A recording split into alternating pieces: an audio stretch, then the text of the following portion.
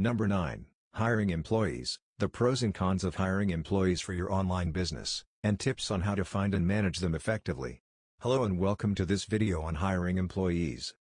As your online business grows, you may consider hiring employees to help you manage your workload. Here are some pros and cons of hiring employees and tips on how to find and manage them effectively. The pros of hiring employees include increased productivity, specialized skills, and the ability to delegate tasks.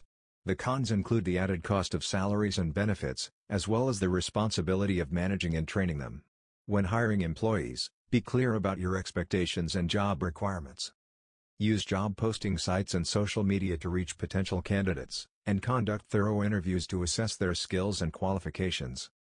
Once you've hired your employees, provide them with clear job descriptions, training, and feedback to ensure they are successful in their roles.